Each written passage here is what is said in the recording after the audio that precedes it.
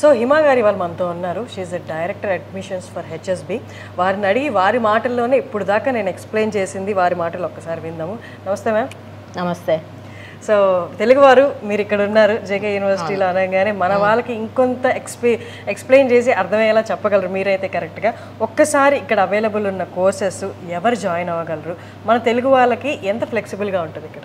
మీకు technology college ఉంది, management college ఉంది, డిజైన్ కాలేజ్ ఉంది. ఈ టెక్నాలజీ కాలేజ్లో ఇంకా అన్నిటికన్నా హైలైట్ ఫీచర్ ఏంటంటే మీరు ఇంటర్ తర్వాత ఐఐటి రాలేదని బాధపడాల్సిన అవసరం లేదు.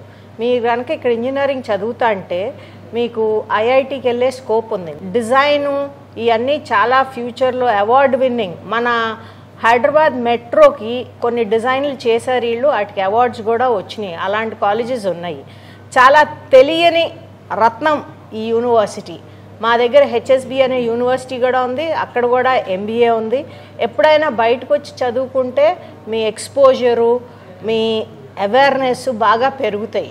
మీరు అన్నట్టు ఒక జ్యువెల్ లాగా అనిపించింది అనమాట. ఇంత బెస్ట్ ఆపర్చునిటీ ఇక్కడ ఎలా కల్పిస్తున్నారు అని ఎంతోమంది బాధపడతారు. 2.5 లక్షల మంది ప్రతి ఇయర్ అటెండ్ అవుతారు, బట్ 16,000 సీట్లు మాత్రమే మనకి ఇండియన్ ఇన్స్టిట్యూషన్స్లో ఉంటాయి.